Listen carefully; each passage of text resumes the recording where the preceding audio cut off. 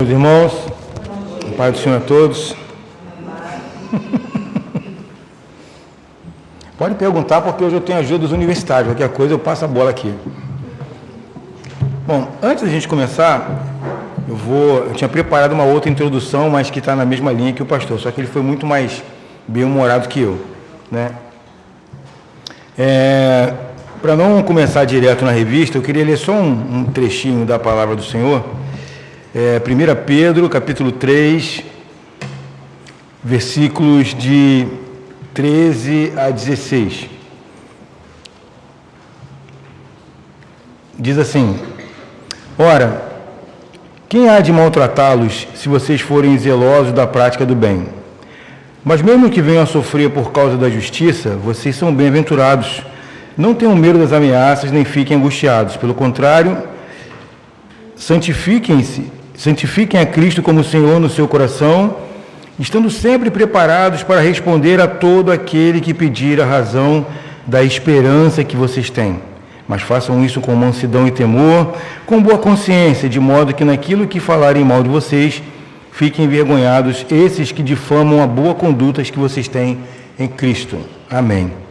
Aqui Pedro está aconselhando a que eles tenham um coração voltado a Cristo e que tenham conhecimento, a ponto de responder sempre todo aquele que pedir a razão da esperança que se tem. E esse é o nosso objetivo aqui hoje com essa nova série de revistas, com essa nova revista. Nós temos nós congregamos em uma denominação e alguns aqui, de repente, por terem chegado depois, podem não saber direito ou definir com precisão de onde nós viemos, para onde nós vamos e naquilo que nós cremos. Porque se você faz parte de uma congregação, você faz parte do povo. E você vai seguir a direção que aquela congregação for guiar o povo. Em que nós acreditamos? De onde nós viemos? Para onde nós vamos? Qual é o credo da igreja? O que embasa a nossa fé e aquilo que nós propagamos aqui? Para que caminho nós seguimos diante das Escrituras de Deus e como nós interpretamos? Qual é a nossa exegese, a nossa hermenêutica? O que a gente faz com a palavra de Deus? Que caminho a gente segue? Então, tudo isso vai ser motivo de nós avaliarmos diante do nosso estudo e que, de uma maneira geral, como o pastor disse, a gente possa chegar no final da revista com um entendimento melhor de onde nós viemos, para onde nós vamos, no que nós acreditamos e possamos, de uma maneira bem clara, simples, com amor no coração, explicar, a esperança da nossa fé. Amém? Oremos. Senhor nosso Deus e Pai, abençoa agora, Senhor, o nosso estudo, abençoa agora a nossa aula, Senhor. Tu já recebeste nosso louvor, a nossa adoração. Agora, Senhor, fala conosco através da leitura da Tua palavra e do ensino esta manhã, Senhor. Usa-me conforme a Tua vontade, fala aos nossos corações. Eu te peço, Senhor, e te agradeço em nome de Jesus. Amém e amém. Bom, antes de mais nada, naqueles recursos, que eu fui pegar uma colinha lá também, ele leva você para a declaração de fé e vários artigos sobre o que nós cremos no site da Catedral. Se você quiser também, pode acessar o site da Catedral e tem todo esse material lá. Então eu queria começar de trás para frente. Eu queria começar com a nossa declaração de fé e prática. O que a denominação, a nossa igreja, crê. E está escrito assim. Isso aqui foi obtido lá no nosso site da Catedral. A igreja é tão forte quanto as verdades que a sustentam e norteiam.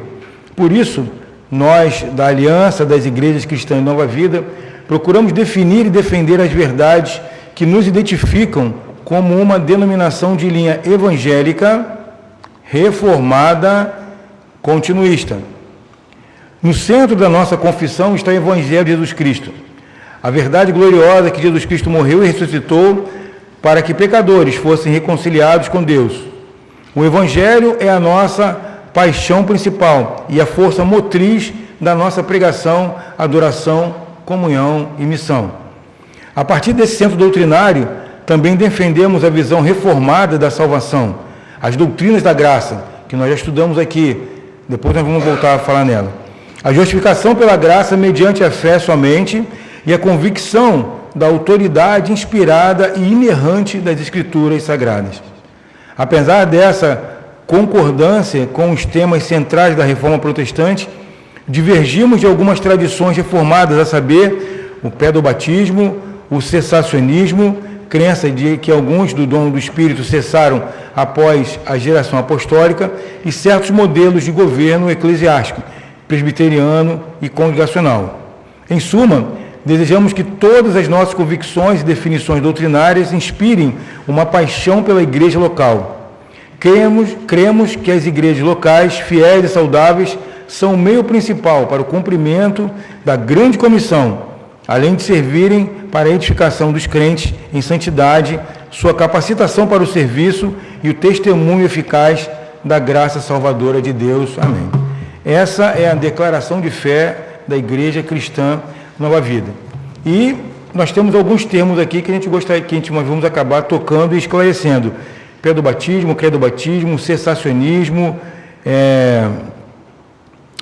continuismo, e tem mais um aqui, sistema de governo presbiteriano e congregacional. Bom, então no decorrer das lições nós vamos falar sobre tudo isso. Não dá para falar tudo hoje, porque senão a gente acaba entrando nas aulas dos irmãos. Então vamos para a nossa lição número 1. Na verdade aqui já que seria uma introdução do assunto que nós vamos estudar. Todos já chegaram na primeira página? Sim. Muito bem.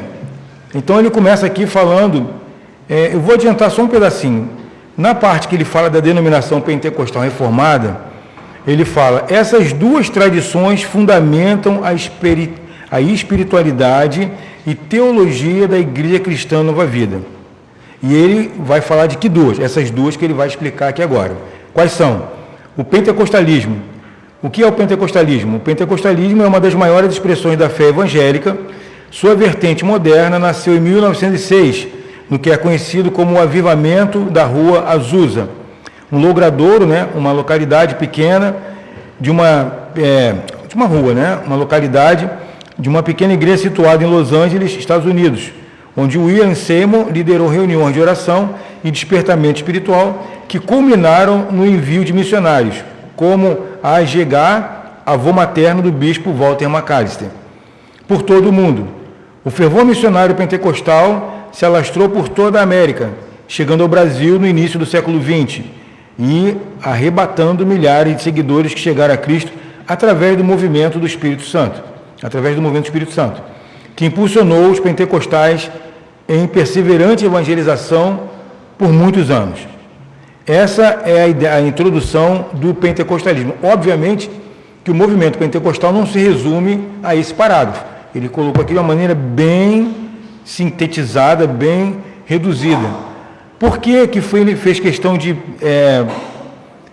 citar a Rua Azusa? Então vamos deixar para depois, vamos lá.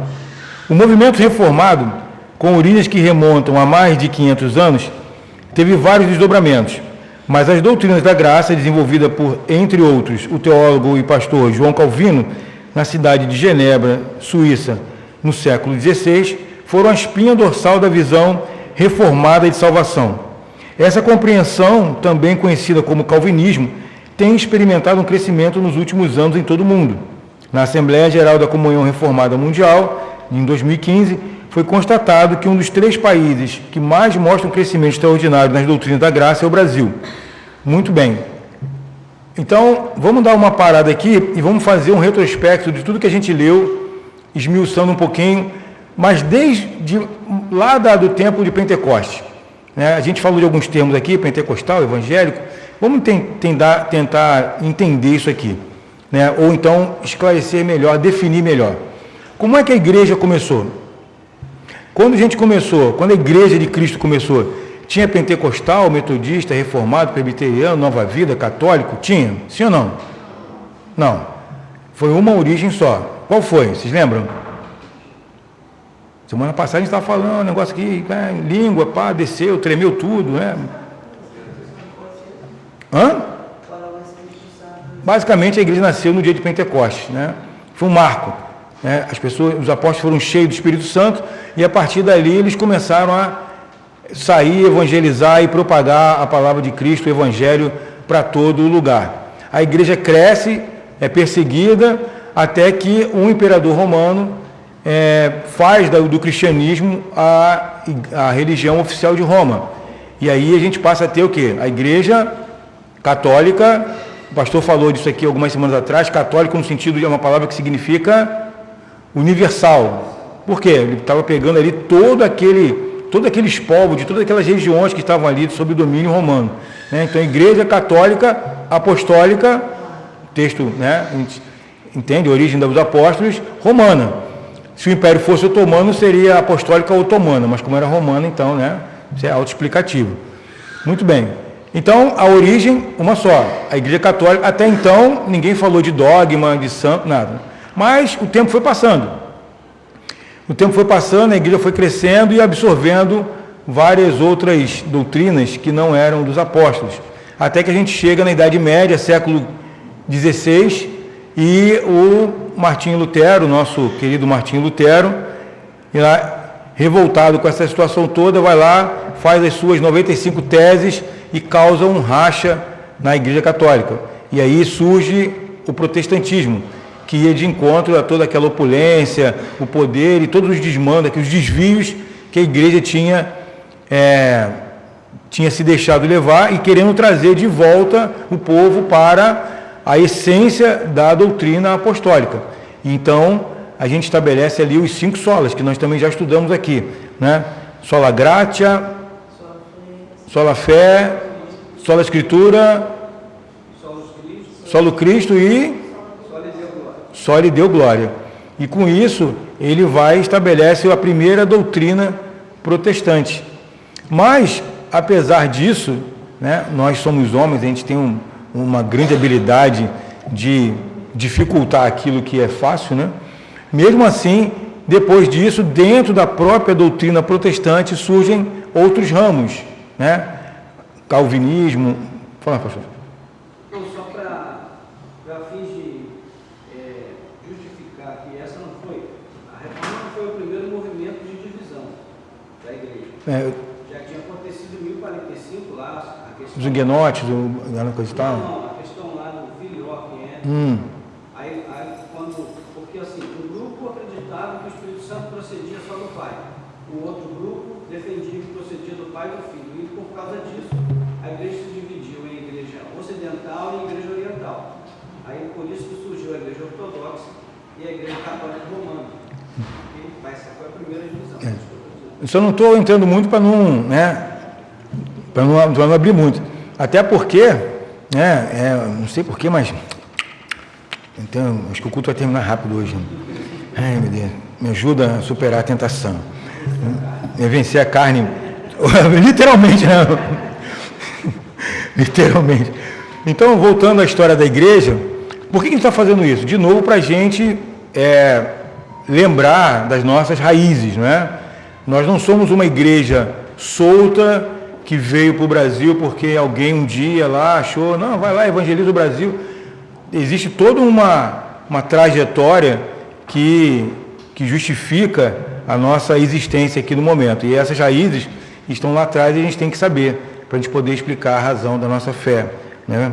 E nos também precaver desses ventos de doutrina que vira e mexe, varrem aí as nossas igrejas. Muito bem, chegamos então no calvinismo, aí tem o calvinismo, o arminianismo, e a igreja continua crescendo. Mas essas igrejas protestantes, elas já tinham e a gente vai falar do primeiro termo aqui agora, elas já tinham uma visão cessacionista. Por que essa visão cessacionista? Porque eles acreditavam que vários dons manifestados, vários dons espirituais, foram usados por Deus numa época específica da igreja. E que esses dons estavam em desuso porque não havia mais necessidade. Então, falar em línguas e outras coisas mais, aquilo ali Deus usou naquele momento porque era propósito dele, mas agora não precisa mais, não tem mais isso, coisa e tal, nossa adoração aqui né? Ele usava os profetas para prever o futuro, porque não tinha palavra. Hoje nós temos a palavra de Deus, então tudo que nós precisamos está aqui na palavra de Deus. Não tem uma necessidade de um profeta chegar com uma nova revelação e tudo mais. Então, quando chega no início do século XX e acontece esse movimento da Rua Azusa, ele reacende essa questão das manifestações espirituais do Espírito Santo. E aí ele fala, por isso que ele diz que a vertente moderna do pentecostalismo nasceu em 1906, devido a esse grande avivamento.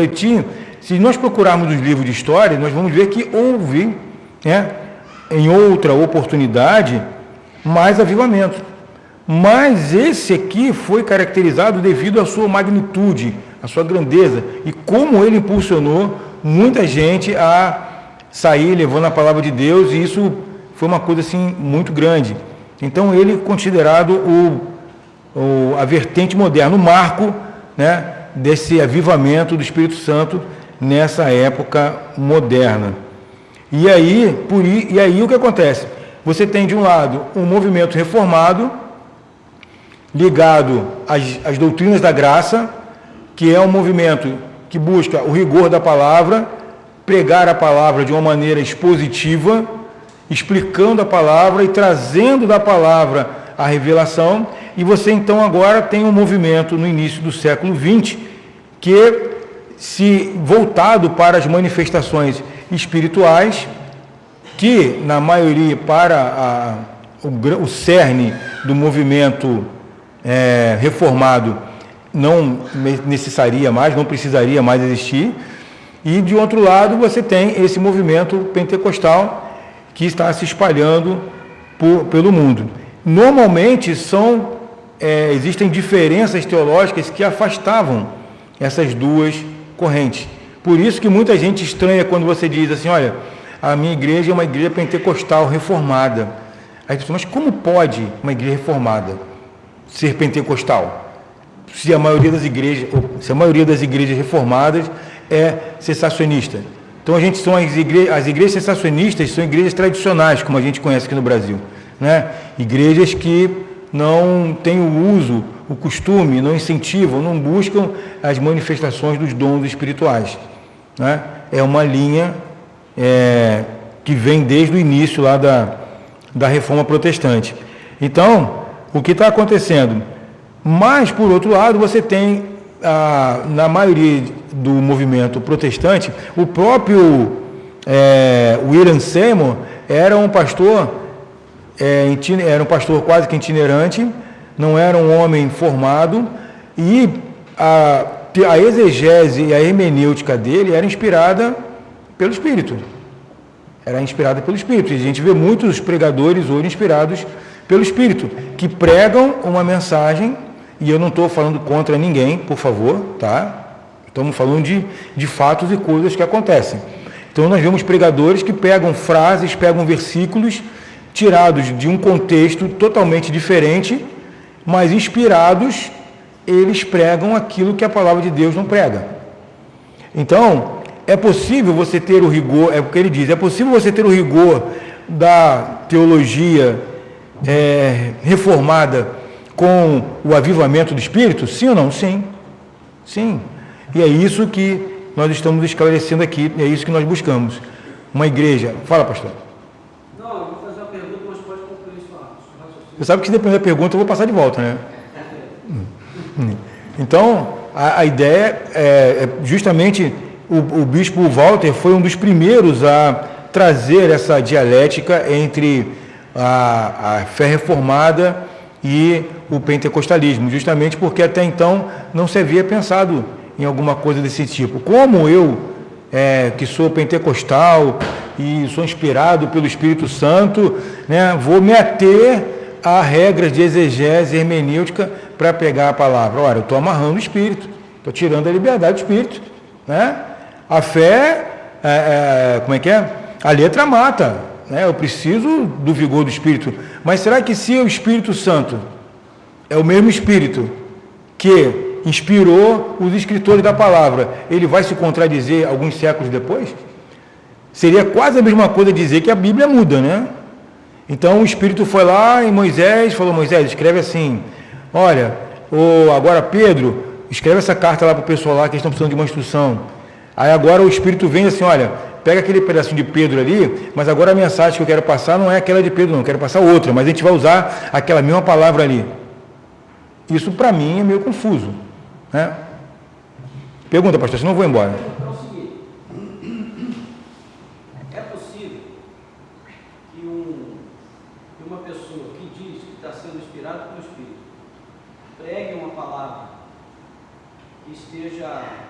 cuja interpretação esteja errada em relação à Bíblia, e é possível que um pregador reformado que prega de forma bem tradicional, sem demonstrar muita função, é possível que ele pregue uma palavra corretamente interpretada das Escrituras sem a unção do Espírito? Sim, claro. Sim, é possível. E o outro caso? Também. Olha só, para você pregar uma boa palavra, o que você precisa? Você pega aqui a Bíblia, lê o texto, pega um material de apoio, uma enciclopédia bíblica explicando ali os termos, pega ali um comentário bíblico de outros autores, e você ali vai ter uma ideia de como é que é, coisa e tal, o que ele queria dizer para aquele povo, a situação, faz uma contextualização e você manda, embrulha e manda. Vai sair alguma coisa. De repente você não precisa, eu acredito até que se eu tiver uma certa habilidade com as palavras, eu posso nem ser cristão e fazer uma excelente pregação nesses moldes que o senhor falou. Uma interpretação correta das Escrituras. Uma interpretação correta com auxílios do computador, com o Google, de repente copio uma pregação de alguém. Sim. Né? Agora, nesses dois casos, de que modo qual é o caso que vai nos oferecer a oportunidade de concluir se o pregador está sendo fiel à Escritura ou não? É a unção, teoricamente alegada do Espírito na vida do primeiro, ou a exatidão hermenêutica e exegética do segundo? Vou votar no segundo? Hein? Bom, em questão de correção da palavra, eu vou votar no segundo, porque ele está de acordo com a palavra. Embora ele não tenha sido inspirado pelo Espírito Santo. A grande junção acontece quando você busca a inspiração e o Espírito guia você na sua palavra. Essa é a questão. Por que eu estou perguntando isso? Eu estou perguntando isso porque tudo que está relacionado à subjetividade, nós não temos como examinar. Não temos como julgar, né? Verdade. Então, eu estou falando isso porque você lembrou bem do William Seymour. William Seymour, na verdade, nem batizado no Espírito Santo ele foi, embora ele tenha sido... Ele correu atrás depois. Embora ele tenha sido a pessoa que Deus usou para levantar o movimento pentecostal, ele mesmo nunca falou em línguas. Na verdade, batizado ele foi, mas nunca falou em línguas. Então, o que eu quero dizer? O que eu quero dizer é que o elemento objetivo que nós temos para investigar é a exatidão da palavra de Deus. Nós precisamos crer que o indivíduo que está ali pregando corretamente, está interpretando corretamente a Escritura, nós precisamos dar a ele um voto de confiança de que ele está pregando debaixo da unção do Espírito. Agora, o mesmo não pode ser dito em relação ao primeiro caso. Eu não posso dar um voto de confiança para o outro que está dizendo que está pregando debaixo do Espírito, mas eu estou vendo que ele está pregando o texto, falando uma coisa que o texto não está dizendo. Entende o que eu quero dizer? Sim. Então, se nós temos algum fator objetivo para examinar, é a exatidão com a palavra de Deus. E assim, a própria palavra diz que a palavra de Deus não volta vazia. Eu tenho um exemplo que eu acho que pode se correlacionar com isso. Tem uma passagem, que eu não me lembro agora o livro e a referência, mas eu me lembro que os apóstolos uma vez foram reclamar com Jesus que tinha um grupo que estava pregando Jesus, né? Jesus, ó, tem um pessoal ali falando de você ali, coisa e tal, mas eles não são do nosso time não, tá? Vamos lá agora pegar eles, porque Jesus falou, não, para. Eles estão falando de mim? Beleza. Quem comigo não ajunta, espalha. Eles estão falando de mim, deixa eles lá, né? Então, acho que pode fazer uma correlação com isso também. Bom, vamos voltando aqui. Então, ficou alguma dúvida até aí? Igreja, Pentecoste, evolui, católica, protestante, separa, calvinismo, né, Rua Azusa, e agora vamos juntar tudo. Resumindo, é isso aí. Você perguntar também? Eu achei que você ia mandar umazinha. Pode mandar qualquer coisa, eu passo para os universitários. Muito bem. Uma denominação, e eu me lembro, só uma partezinha, quando o bispo foi lançar esse livro, isso gerou um burburinho também, justamente por causa dessas diferenças que vêm se arrastando durante muito tempo, né? Então você tem uma tradição reformada que abrange várias igrejas que no Brasil nós conhecemos como tradicionais, né? Presbiteriana, batista e tudo mais, e você de repente dizer que que a doutrina da Igreja Batista, por exemplo, né, que a gente a doutrina não é da Igreja Batista, mas a gente está fazendo como as pessoas dizem, né? Não, agora o Batista vai para a Nova Vida, que é pentecostal, então isso gerou um burburinho, mas quando a gente começa a estudar o assunto, a gente vê que não é uma coisa tão absurda assim, né? Hoje, inclusive, se você for procurar, o Bispo Walter já é uma referência no Brasil no que diz respeito a um pentecostal reformado. E existem outras igrejas, inclusive, adotando também as doutrinas da graça, devido justamente a buscar o rigor da palavra, ouvir a palavra que foi dita por Deus e não a palavra inspirada, apenas aleatoriamente, com o fervor do Espírito Santo. Porque, na verdade, existem também muitas coisas em comuns entre essas duas vertentes teológicas, né? Você chama o batista de irmão? Sim. Por que você chama ele de irmão? O presbiteriano é nosso irmão? Sim. Né? O assembleiano é nosso irmão? Por quê? Porque, no fundo, lá no cerne da nossa fé, nós cremos nas mesmas coisas. Nós cremos que Deus é uno, que Deus é triuno, aliás, que Deus é Pai de Cristo, que veio como nosso Salvador e morreu pelos nossos pecados. Nós cremos na Bíblia como fonte e regra de fé, como palavra de Deus, inerrante. Nós cremos no batismo, nós cremos no Espírito Santo, nós cremos no sacramento da ceia. Nossa fé é comum. Batista, assembleano, Nova Vida, presbiteriano, reformado, pentecostal. Então nós temos muito mais pontos em comum do que pontos divergentes. O que diverge em algumas doutrinas é justamente isso, quanto aos dons do Espírito Santo, quanto à questão da glossolalia, quanto ao falar em línguas ser evidência do batismo com o Espírito Santo, né? Nós cremos que o batismo com o Espírito Santo acontece quando? Foi uma semana passada aí, gente, vamos lá. Essa não foi minha aula não, mas eu estava atento. Vou dar uma dica, eu vi de novo, porque no dia não gravou e coisa e tal. O batismo do Espírito Santo acontece quando você recebe Jesus, quando você está ali se batizando. A partir daquele momento acontece o novo nascimento e você recebe o Espírito Santo ali, você está sendo batizado ali, né? Pode haver uma outra experiência depois, uma segunda experiência de um enchimento do Espírito Santo? Sim, claro. Mas isso não é um batismo. O batismo acontece ali. E nem sempre a evidência vai ser só o falar em línguas. Será que o falar em línguas é a única evidência? Então existem alguns pontos discordantes aí, mas isso não é o todo, né? Isso não é a essência. Eu posso ser um cristão cheio do Espírito Santo, cheio de fervor e pregar a palavra dentro da correção, dentro da hermenêutica da exegese correta. Amém? Amém. Agora, como o Espírito Santo faz isso? Ele vai me mostrar o caminho. Olha, eu quero falar para o meu povo sobre graça. Eu quero falar sobre o meu povo sobre pecado. Eu quero falar com o meu povo sobre arrependimento. Eu quero chamar o meu povo para voltar a orar. Então, eu não preciso pegar uma palavra de oração e me deixar levar aqui por horas falando de oração. O que a palavra de Deus já disse sobre oração? O que o Senhor nos ensinou sobre oração? O que Jesus nos ensinou sobre oração? Então o Espírito Santo, eu creio, ele vai me levar para esses textos, e a palavra que vai sair daqui, como a própria Bíblia diz, não vai voltar vazia. Ela vai atingir os corações, eu dizendo, eu aqui replicando, sendo usado pelo Espírito Santo para dizer as mesmas coisas que o Espírito Santo disse. Amém? Então, essa é a questão.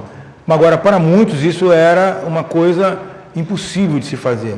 Porque se eu me prendo a exegese e uma hermenêutica, então eu estou amarrando o espírito e estou tirando a liberdade.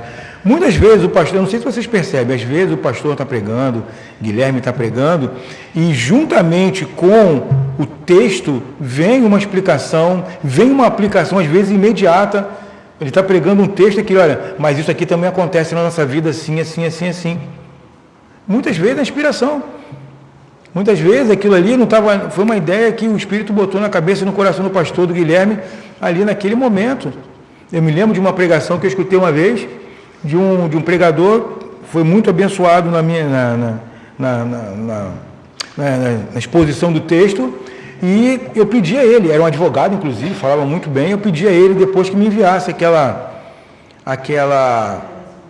pregação, obrigado, que enviasse aquela pregação. E quando eu li o esboço dele, eu falei, olha, mas aquela palavra que você falou assim, coisa e tal, não estava aqui.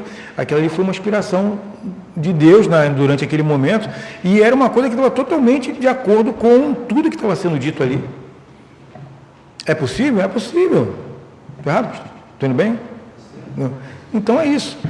Agora, mas para muitos isso ainda é uma coisa difícil de se entender devido às tradições que vieram se mantendo desde aquele tempo, desde a Idade Média, desde o início da igreja.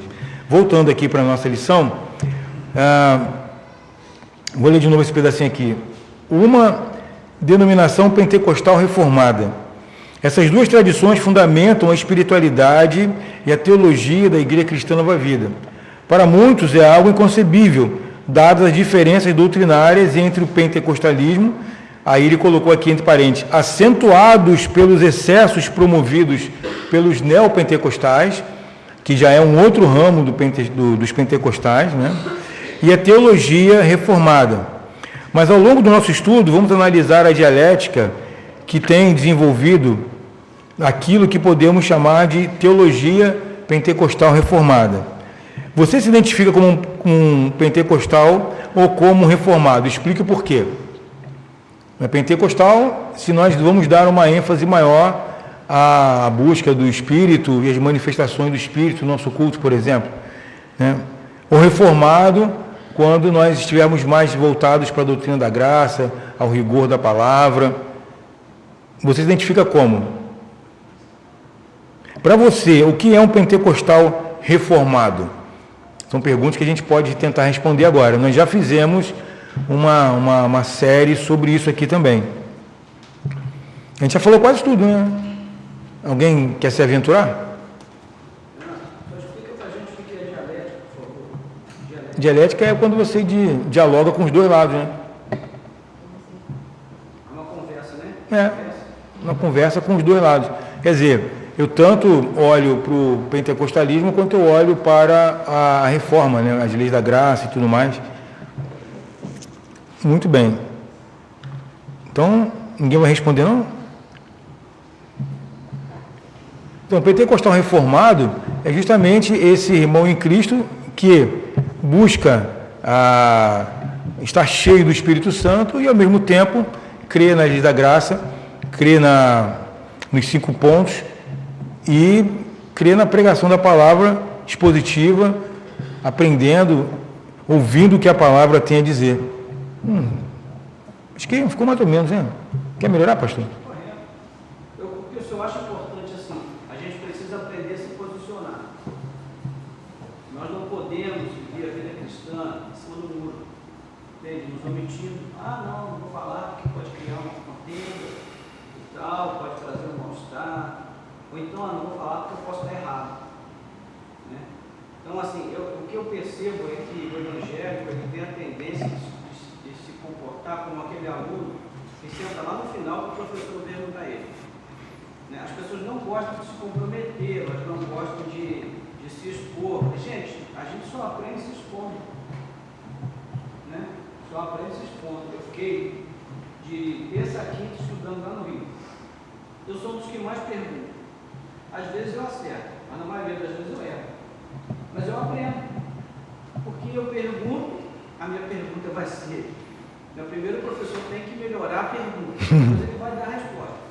Então, se você não se expor, você não aprende, você não cresce. Então a gente tem que se expor. Eu não me identifico muito bem com essa questão de pentecostal, eu sou mais. Ou então eu não me dou muito com esse lado. Gente, por que isso é importante? Se os irmãos não sabem, tem muita gente hoje saindo da igreja evangélica e indo para a igreja católica. Verdade. Porque o catolicismo, ele pegou o que ele entendeu ser mais popular e mais afeito ao desejo das pessoas, ele aplicou no catolicismo. Porque não atrapalha a teologia deles. Agora, se nós pegarmos o que é do catolicismo e aplicarmos na nossa, aí atrapalha. Nós temos muitas coisas em comum, como o Renato falou, mas existem pontos que nos separam de tal forma que não dá para nos unir. Então, se a gente está vendo muita gente deixar a igreja evangélica para ir para a igreja católica, o que significa? É que nós estamos com um bando de gente na igreja que não sabe o que é o reino de Deus, não sabe o que é cristianismo, não sabe o que é teologia, não sabe nada. Então a gente não pode ficar indiferente a essas coisas, porque elas são importantes. Elas definem o nosso rumo, a nossa forma de ver a realidade, de entender as coisas, definem consequentemente a nossa forma de orar, a nossa forma de conversar, a nossa forma de sonhar, a nossa forma de projetar o nosso futuro. Tudo isso está ligado à forma como nós cremos, né? Então tem um fundamento que diz: a teologia que pregamos é a teologia que cremos, é a teologia que oramos e que vivemos. Então a questão não é se você é teólogo ou não é. Você é um teólogo. A questão é saber se você é um teólogo bom ou ruim. Se você está interpretando corretamente a Escritura ou não. Entende? Então se você diz assim: não quero escolher, você já está fazendo uma escolha. Você está dizendo: não, eu aceito tudo que vier. Minha mente está aberta, sou uma pessoa pós-moderna, mas a gente tem que aprender que não pode ser assim, né? Ok? Eu tenho uma dúvida seguinte: a igreja católica reformada, na igreja católica reformada, o padre fica lá na frente, lê a Bíblia, eu moro perto da igreja católica. E você pensa até que é um pastor que está pregando, né? Eu passei, quando eu vi a pregação bonita, né, cheia, eu dei uma disfarçada, parei assim, então, ele pregando a palavra. Estava falando sobre o Espírito Santo, e eu, na lição, só tinha só, algum que tinha um santo não, mas tinha lá aquela imagem de Jesus preso na parede. Eu fiquei analisando, que Espírito Santo é esse? O que ele quer dizer? Ele prega a Bíblia, fala do Espírito Santo, mas tem a imagem. E as pessoas ali. Mas isso aí ele não é uma questão. Para entender como isso é aceito, a gente teria que gastar mais tempo, porque isso começa lá na formação dos padres. A Igreja Católica ela desenvolveu, juntamente com a Palavra de Deus, um sistema teológico paralelo, que eles têm como mesmo peso, digamos assim, da Palavra de Deus. Então, são escritos de outros homens, de outras épocas, que estabelecem essas coisas. Por exemplo, onde está escrito na Bíblia, ou quem poderia dizer se Maria foi assunta aos céus virgem? Quem poderia dizer isso? O que a Bíblia diz é que Maria teve outros filhos, que Jesus teve irmãos.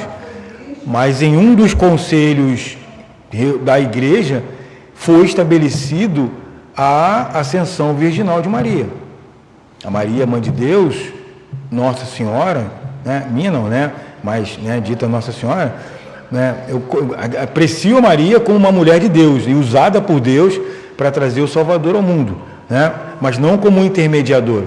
Então ela se tornou a mãe de Deus que subiu virgem aos céus e hoje intercede junto a Deus, junto a Cristo por nós. Agora, de onde saiu isso? Entendeu? Sim, mas assim, a gente não pode criticar, primeiro porque Deus tem os seus meios de trabalhar, e segundo, porque isso não é uma coisa que vem de hoje, é uma coisa de fé. é um dogma de fé. Fé, um dogma é aquilo que você aceita. É aquilo, ponto. Ou você aceita ou você não aceita. Tem como explicar? Nem sempre. Você aceitou? É um dogma de fé.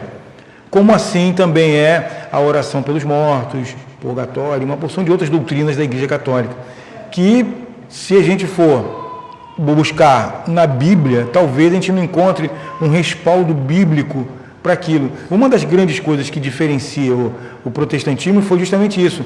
Lutero saiu do meio de toda esse... Você tem a palavra de Deus aqui, e em volta da palavra de Deus, você tem uma série de dogmas de outras coisas que não estão na palavra de Deus. Inspirados por alguma visão, alguma revelação, ou alguma outra coisa que hoje nós não sabemos, mas que era comum naquela época. Então, o Martinho Lutero, ele vai e tenta tirar desse bolo todo aquilo e fica só com o que está na palavra, com o cânon da palavra e com a inspiração do Espírito Santo. É isso. Isso aí só Jesus sabe.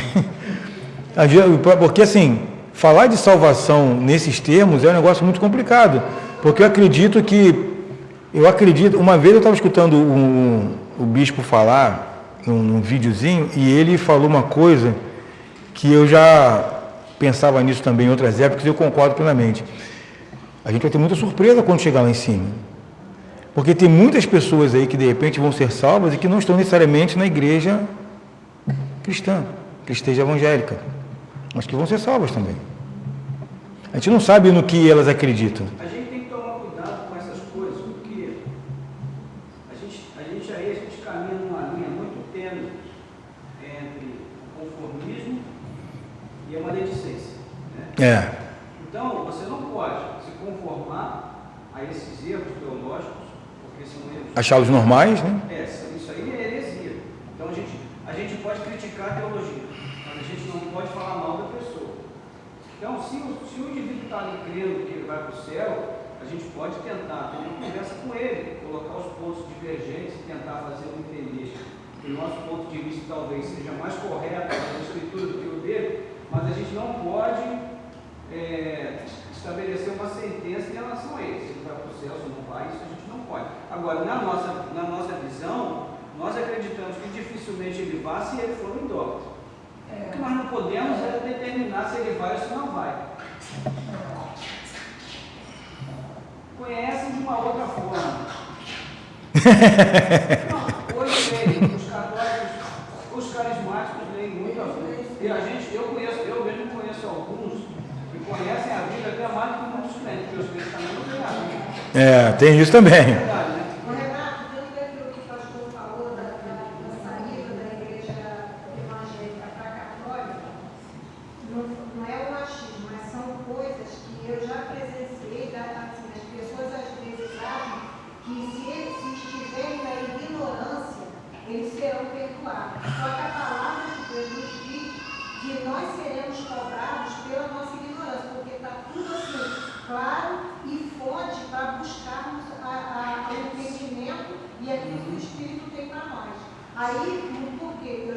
Foram 3 pessoas assim, pessoas amadas, distintas, que assim, porque se eu não souber, então se eu estou na ignorância, porque a palavra de Deus também fala sobre estou na ignorância. Então, quer permanecer na ignorância para saber, aí joga a responsabilidade no líder, no padre, mas não, eu não sabia. Não sabendo que não vai ter tantos açoites como aquele que desobedeceu, mas terá números de açoites também. Entendeu? Porque tem muito disso aí, não é história da carochinha. Renato? Sim. Sim, já vou passar para você, Ivan, só um minuto, só para poder fechar aqui assim. Ainda tem o Guilherme aqui também. Então, a questão... Tá. A questão é só a gente entender, porque são detalhes, né? São coisas que, como eu falei, a gente está andando numa linha. Então, se a gente pender para um lado, a gente pega, se pender para o outro, pega. Então, a gente tem que andar na linha. Isso que é difícil, né? O ponto aí é o seguinte, a Igreja Católica, ela lida com a palavra de Deus à luz do que determina tudo é o magistério. Então, o fiel católico, ele é edificado e ele é instruído através do padre. Ele não é estimulado a buscar ele diretamente na Bíblia uma compreensão para ele da Escritura. Agora, quando acontece, por exemplo, um avivamento carismático, das pessoas serem estimuladas a ler, mesmo assim elas são estimuladas a partir de um pressuposto, de uma base. O óculos que vocês têm que usar é esse.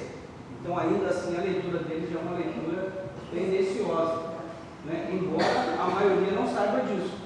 Entende? Então, esse é o ponto. Mas principalmente daqueles, estava falando daqueles que saem de uma igreja evangélica e tem alguma noção, e achando que se escondendo atrás da ignorância serão haverá diferença.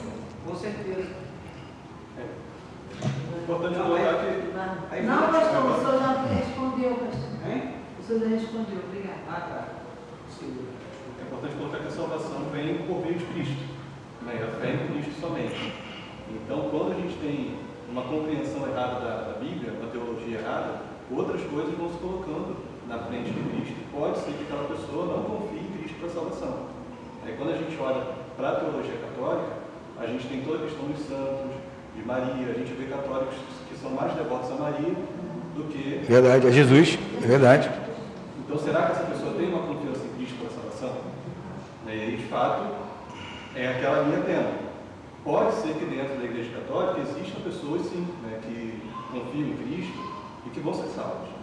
Mas, por conta de toda a teologia, de toda a confusão ali doutrinária que tem dentro da Igreja, é muito mais fácil que aquela pessoa coloque outras coisas na frente de Cristo. E aí entra a nossa responsabilidade também de continuar pregando para essas pessoas. A ideia que a irmã colocou de que Deus não vai me cobrar pela minha ignorância, totalmente falsa. Se fosse assim, o missionário seria a pior pessoa do mundo. Até porque ele sabe que tem alguma coisa, ele está se escondendo propositalmente, né? Ele está evitando o conhecimento para não ter que se posicionar. Isso é omissão, pô. Pois é. Então a gente sabendo que se a pessoa está na ignorância, precisa levar o evangelho para ela. Mas no caso daquela ali, ela não está na ignorância, ela quer ficar na ignorância. Né? Intencional, né? Mas veja bem, isso já é uma contradição. Porque se a pessoa teme conhecer, porque ela teme ser julgada e condenada, então ela não é ignorante, ela já sabe alguma coisa. Ela já sabe que ela está errada, entendeu? Então ela não é ignorante, na verdade. Totalmente, exatamente. Totalmente. Exacto, lo que divide el pecado, lo que más. Pecado aceito, no anda no mismo peso cuando estamos aquí en la iglesia que en la iglesia católica. Esa es la diferencia que muchos van para lá. Sim. Qual? Não entendi. No tem o mesmo peso. Ah, tá. Uma responsabilidade. Entendi. Mais alguma pergunta? Pô, tava bom o negócio, hein? Puxa vida. Vamos voltar então para a revista? Bom, uma vez que a gente já falou sobre o o pentecostal reformado, vamos aqui terminar a segunda página, página 9. O bispo Walter Macalester, pioneiro no Brasil em promover e articular essa reflexão em sua obra O Pentecostal Reformado, edição Vida Nova, afirma: de uns anos para cá, por falta de categoria histórica para descrever meu posicionamento teológico, tenho me declarado um pentecostal reformado. Não posso negar minhas experiências com Deus, ditas pentecostais, ao longo da vida e ministério. Por isso, continuo a insistir em minha identidade pentecostal. Por outro lado, estou plenamente convicto dos fundamentos bíblicos da fé reformada. Em um empenho de mais de 20 anos, a ICNV tem se identificado com esse posicionamento do seu bispo primaz e se alinhado com a teologia pentecostal reformada. Eu entrei na Igreja Nova Vida há mais de 30 anos. Né? Não parece não, né? Mas foi há mais de 30 anos. E realmente a teologia sofreu um amadurecimento nessas décadas.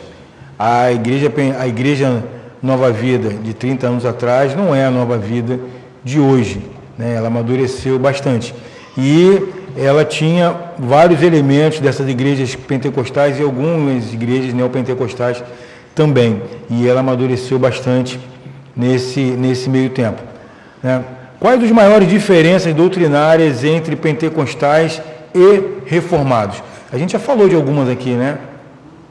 Questão da evidência do batismo com o Espírito Santo, com uma segunda experiência, a questão da pregação não expositiva, inspirada, né? O que mais? Acho que esses são os principais pontos, né, pastor? O cessacionismo, o continuismo, né? A maioria das igrejas reformadas acha que alguns dons cessaram e as igrejas pentecostais são continuistas, né? Ou seja, os dons continuam sendo necessários, continuam existindo na igreja. Acho que, basicamente, o cessacionismo, o continuismo e a questão do batismo com o Espírito Santo e a glossolalia são, se não são os principais, são os que mais chamam a atenção nas divergências doutrinárias entre essas duas vertentes. A questão da ideologia também é importante. Não, mas tem divergência em tudo, pastor. Ele vai colocar aqui. Na conclusão, é porque eu não quis chegar aqui, mas já dando uma olhadinha na conclusão, você repara que tem vários termos aqui, olha. Escatologia, governo da igreja, igreja política, a teologia do pacto, né? Pacto. Eu só quero enfatizar na ideologia por quê? Porque as músicas que são cantadas na igreja revelam qual é a teologia da igreja. Então, a tendência das igrejas mais reformadas, mais tradicionais, é cantar com base nos hinários. Por quê? Porque os hinários eles foram compostos justamente com o propósito de transmitir a palavra de Deus através da música, diferente do que acontece hoje.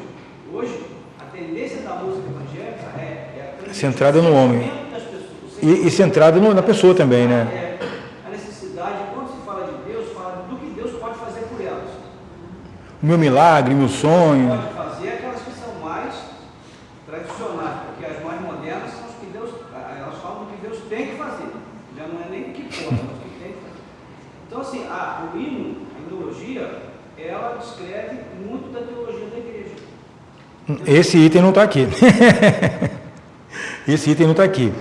No caso aqui, aproveitando o pastor, a gente vai ver que assuntos que nós vamos trabalhar ainda, mas esses pontos aqui do item 6, continuidade dos dons espirituais, ou seja, cessacionismo, continuismo, a escatologia, a doutrina das últimas coisas, amilenista, pré-milenista, dispensacionalista, teologia do pacto, igreja, política, batismo no Espírito Santo, todos esses pontos aqui a gente vai estudar ao longo da nossa revista.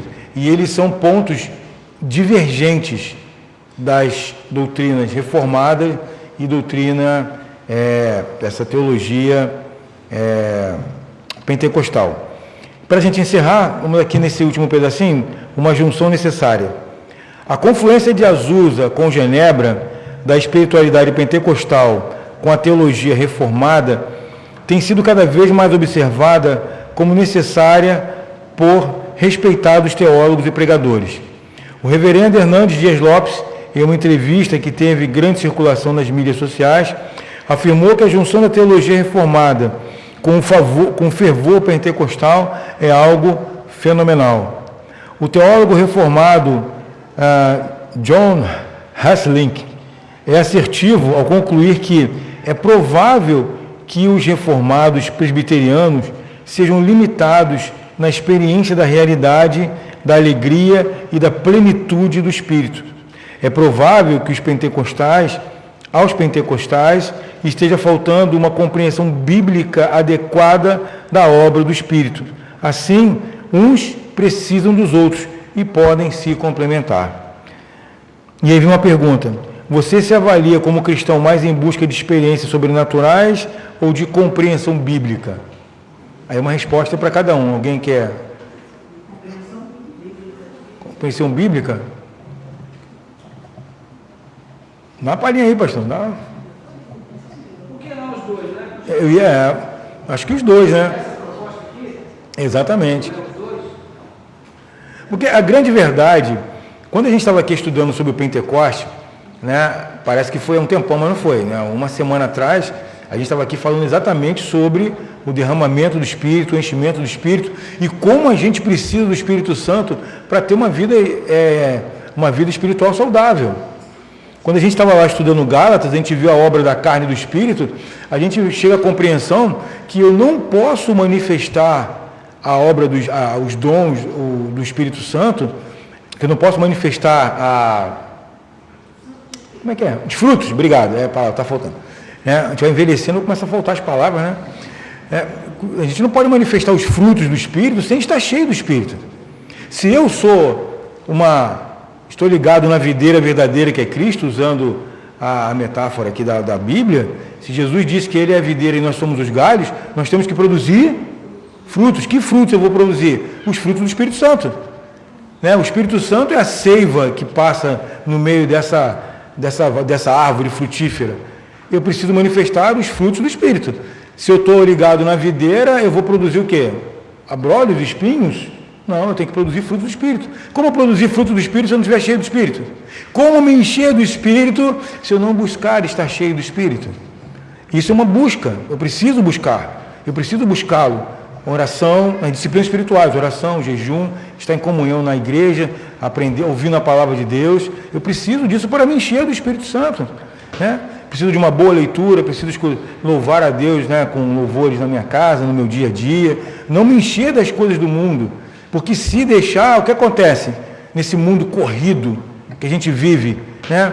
Até alguns 10 anos atrás ninguém tinha celular, hoje ele não sai da mão, né? Estou falando do pessoal que está usando celular não, tá? Não é nada contra, mas assim, de uma maneira geral, o celular não sai da mão, né? A gente acorda, passa a mão no celular, vai dormir, está com a mão no celular. Até outro dia ele não existia.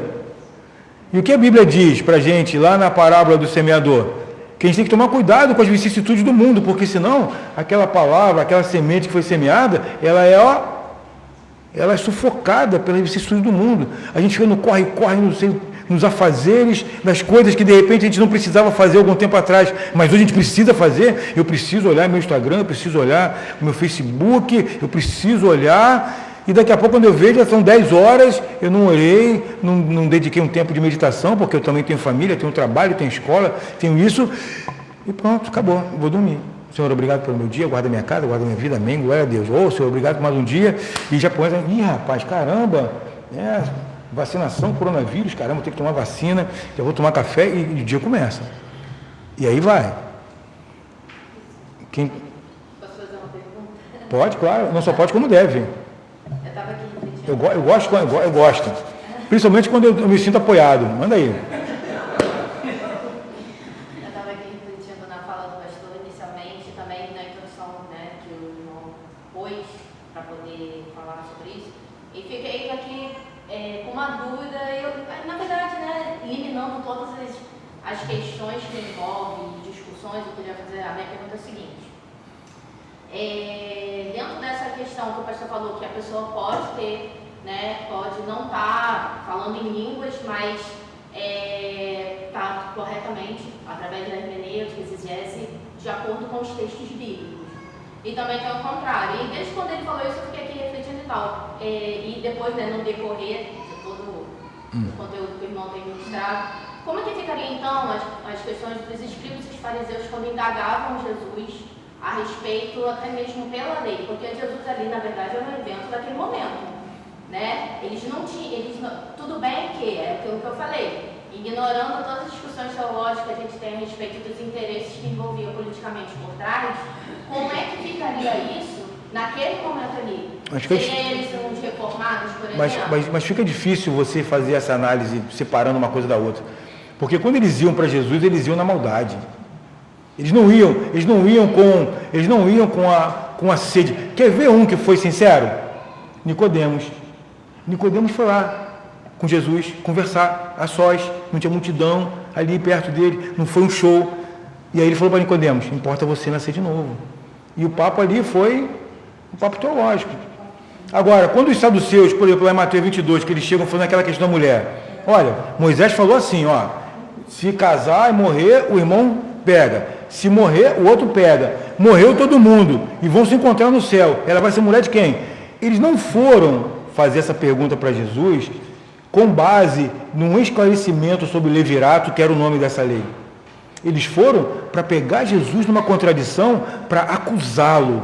A maioria dos embates que você vai ver ali não foram embates teológicos, foram armadilhas para que Jesus contradissesse alguma coisa da Bíblia, alguma coisa das Escrituras, e ali ele fosse acusado como herege diante do povo, e ali ele fosse desmascarado. Essa era a ideia. É porque assim, quando você estuda historicamente aquele momento em que Jesus veio, já tinha tido outro Jesus que falavam as mesmas coisas. Ou parecidos. E parecidas. Tanto que Gamaliel falou, não, se ele for o Cristo, ele então, a palavra dele vai morrer e vai continuar. Não, se ele não for o Cristo, vai morrer, mas se for, nós estamos lutando contra Deus. Exatamente, ele fala sobre isso, por isso que eu estou falando da responsabilidade também que tem do Sinédrio naquela época, e por isso que eu estou te perguntando como é que ficaria, porque eles confrontavam também a partir de textos, né, das leis que eles tinham até então. Mas a ideia, mas é como eu falei, eles não estavam ali no único interesse teológico, eles estavam ali com interesse já na maldade de pegar Cristo. Porque qual foi o que Cristo combateu? Cristo foi diretamente contra a lei de Moisés? Cristo falou assim, ó, essa aqui está errado. O que ele estava combatendo era a maneira como eles estavam aplicando aquela lei. De uma maneira hipócrita, de uma maneira que estava pensando só neles e não no povo. Então, tanto que ele dizia, olha, façam o que eles disserem, mas não façam o que eles fazem. Então, Jesus não estava ali para combater a lei. Ele falou, olha, o que eles disserem, o que eles ensinarem você da lei para fazer, é aquilo ali mesmo. Eles estão ensinando a lei, mas não faça como eles fazem. Era essa a questão. Renato, só uma parte aqui, na verdade, a pergunta da Daniela, na verdade, ela até dá subsídio ao que a gente vinha falando a respeito do catolicismo. Porque a pergunta dos fariseus, ela nunca era fundamentada na Escritura, mas sempre na tradição. A tradição para eles é que dava o embasamento necessário. Boa, isso. Quem evocava as Escrituras era sempre Jesus. Várias vezes ele pergunta, vocês nunca leram? Vocês nunca leram? E isso para o fariseu já era a morte, né? Perguntar para eles, vocês nunca leram a Escritura, para eles era tipo perguntar para o matemático, você não tem tabuado? Era mais ou menos alguma coisa assim, uma coisa extremamente ofensiva. Então, o reformado ali era Jesus. Porque ele é que pegava a Escritura, fazia a exposição correta. e dizia, olha, o significado é esse. Agora, a tradição de vocês está totalmente divergente disso aqui. Entendeu? Então, a base dele não era a Escritura, mas sim a tradição. Se você fizer uma leitura atenta, não estou dizendo que você nunca fez, tá? Eu digo assim, se você agora pegar essa lente e focar ali na tua leitura, você vai ver que sempre é a tradição. Eles estão Isso não está na Bíblia, mas existia o Talmud, já existia também o Talmud, que era um livro de tradições e ensinos dos sacerdotes, né, dos rabinos, das pessoas que estudavam. Então eles estudam e deixam lá os seus ensinos, e aí isso cria também as tradições. Como a própria Igreja Católica, além da Bíblia, tem as tradições escritas por outros homens lá proeminentes da fé católica, Agostinho e outros mais. Entende? Então, essa era a questão.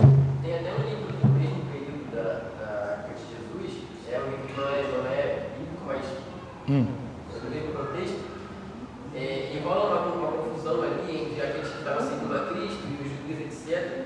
E aí tem uma proibição, não lembro qual é agora. Os judeus fazem uma proibição para esse grupo, isso aqui é proibido, já não pode fazer, que era basicamente o que eles faziam com Jesus. E aí um desses seguidores de Jesus perguntou, mas isso está escrito na palavra? Aí ele disse, não, isso é parte da tradição oral. Então tinha toda uma tradição que foi construída por eles, que não era uma tradição bíblica, era uma tradição, tipo, não era lei. Não, mas era um costume, por quê? Porque você tem que lembrar também que durante muito tempo, caminhada no deserto, aqueles povos transmitiam a sua cultura oralmente. Já era um hábito deles fazerem isso. Então você preservar você preservar a tradição oral era uma coisa comum ali. Não, eu quero dizer assim, eles faziam coisas no nome de Deus que não eram. Sim, sim. E é isso que Jesus combatia. Sim. Muito bem. Mais alguma? Vamos lá, vamos voltar aqui para a gente fechar. Uma junção necessária. A confluência de Azusa com Genebra, acho que eu já li isso aqui, né? Já li, né? Então, vou até perguntar, vamos para o outro lado agora. Conclusão. Então, os objetivos do nosso estudo são entender o que é propriamente um pentecostal e o que é pentecostalismo, ou pelo menos o que ele se tornou ao longo dos últimos anos, né? Já fizemos uma série aqui também sobre isso, é bom que a gente vai lembrar tudinho. Entender a diferença entre pentecostal e neopentecostal, entre pentecostal e carismático, como a irmã estava falando ali, vamos tocar nisso também. Mostrar qual o ponto de partida para se abraçar a teologia reformada, explicar o que é absolutamente imprescindível para alguém poder se declarar reformado, explicar o que não significa necessariamente ser reformado, mostrando as distinções existentes dentro da tradição reformada e trabalhar alguns pontos de convergência, de divergência e de redefinição entre as tradições reformada e pentecostal. E aqui nós temos uma série de pontos de divergência: continuidade dos dons, escatologia, governo da igreja, igreja política, teologia pactual, batismo nas águas, doutrina do batismo no Espírito Santo e espiritualidade individual e coletiva na igreja. Mostrar também como a reforma protestante nos força a repensar certos conceitos, doutrinas e práticas pentecostais, e mostrar também como o pentecostalismo contribui para o mundo evangélico e reformado. Esse é o caminho que a gente vai percorrer ao longo dos próximos domingos e das próximas lições. Ficou alguma pergunta? Então, eu queria agradecer. Fala. Fiquei com a dúvida. No sentí la respuesta más exacta a la pregunta de Daniela. Porque la pregunta si eles eram reformados ou se eles eram pentecostais. Sim, comparativamente, né? Não, mas ela fez uma analogia. Ela fez só Uma analogia. Pastor, você poderia orar, por favor? Agradeço a oportunidade. Irmãos, só a título de tentar simplificar um pouco mais a compreensão dos termos aqui, né? Eu acredito que nós poderíamos usar uma pequena ilustração, embora toda comparação, toda ilustração, toda simbologia é sempre limitada, mas nós poderíamos entender a coisa assim. Vamos imaginar o seguinte: você conhece pessoas que dirigem, mas não têm carteira? Conhece? Quem conhece? Conhece, né? Conhece pessoas que não têm carteira, que têm carteira, mas não dirigem? Conhece, né? Então, vamos imaginar assim. Vamos imaginar que quem tem carteira e não dirige são os reformados. Quem dirige e não tem carteira são os pentecostais. Então, vamos imaginar o seguinte: o que é o ideal? Uma pessoa que dirige e tem carteira. Quem dirige e tem carteira seria o pentecostal reformado. Entendeu? Então, nós estamos tentando juntar o que é correto, né? O que é adequado, o que traz mais exatidão, né? Com aquilo que está ligado mais à questão subjetiva, da emoção, né? Da relação, do encontro com Deus. Entende? Então, isso tudo está envolvido nessa série de estudos que a gente vai ter aqui. E isso é importante porque isso define a nossa fé, como disse, define como nós oramos, o que nós cremos, como nós vemos a realidade, qual é a nossa cosmovisão teológica e inclusive secular, porque a doutrina reformada, ela avança inclusive para nos mostrar como nós devemos lidar com a cultura, como nós devemos lidar com a cultura desse mundo. Então ela tem uma série de coisas, ela fala sobre artes, sobre a forma como nós enxergamos as artes, não é? Enfim, tem muitas coisas que estão envolvidas aí, tá bom? Então, dizer que você é um crente reformado não significa que você deu uma melhorada no teu visual. Agora melhorei, né? Tirei uma rugazinha que estava aqui, agora eu sou um cristão reformado. Não tem nada a ver com isso, não. Isso aí é outra coisa. Nós estamos falando aqui de espiritualidade. Então, eu quero desafiar você, não perca a escola dominical, venha, faça suas perguntas, leia a lição em casa, anote as suas perguntas, porque nós aqui vamos tentar nos preparar da melhor forma para responder, tirar as dúvidas e avançar nesse ponto, tá bom? Então, eu espero que todos nós avancemos e cresçamos juntos diante de Deus. Vamos orar. Sim, um outro detalhe, peço perdão, né, porque nós acabamos esquecendo de gravar as perguntas. talvez ter um microfone para as pessoas poderem falar no microfone, mas nas próximas lições a gente vai providenciar isso. Vamos orar. Nosso Deus e Pai, graças te damos porque o Senhor é bom e tem nos permitido ter esse tempo de instrução na tua presença. Obrigado, Senhor, por esta possibilidade de crescermos juntos no entendimento da tua palavra, pensando um pouco sobre as tradições reformadas que nós temos abraçado e temos tentado fazer entre elas uma junção, como nós estudamos aqui, Pai, não desprezando o rigor teológico, ó Deus, o exame, sobretudo, claro, Senhor, preciso, a interpretação correta, Senhor, a exposição correta das Escrituras, mas sem deixar também de lado, Senhor, a manifestação do poder. Pai, nós não queremos ser uma igreja árida, sem vida, nós não queremos ser Deus, uma sala de aula escolástica onde as pessoas se sentam e ouvem princípios, ouvem fundamentos, mas que não se transformam em vida, não se transformam em experiência, não se transformam em prática. O que nós queremos, Senhor, é ser uma igreja da palavra, mas também do poder.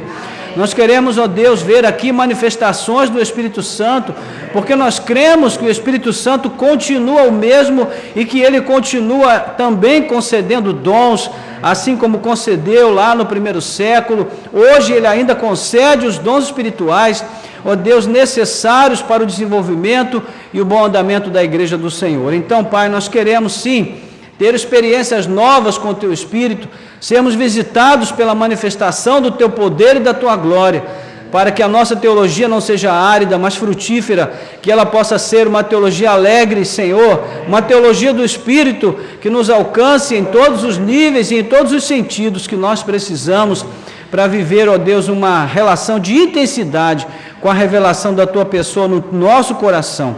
Nós te pedimos e te agradecemos, entregando nas tuas mãos esse tempo de instrução, que aquilo que aprendemos possa ser guardado nos nossos corações, que o Senhor nos encoraje, nos fortaleça, nos dê o comprometimento com a escola bíblica, para que nós possamos crescer juntos aqui em tudo isso. Nós oramos, Pai, agradecendo pela vida do nosso bispo, que tem sido usado por Ti, Senhor, para trazer, Senhor, novas perspectivas teológicas e também espirituais para a igreja no Brasil, e pela iniciativa também do IBRMEC de poder, ó Deus, providenciar essa revista, que o Teu nome seja glorificado em tudo isso, na vida desses irmãos que têm trabalhado incansavelmente para promover a edificação da igreja. Nós te pedimos e te agradecemos, em nome de Jesus. Amém. Amém. Louvado seja Deus.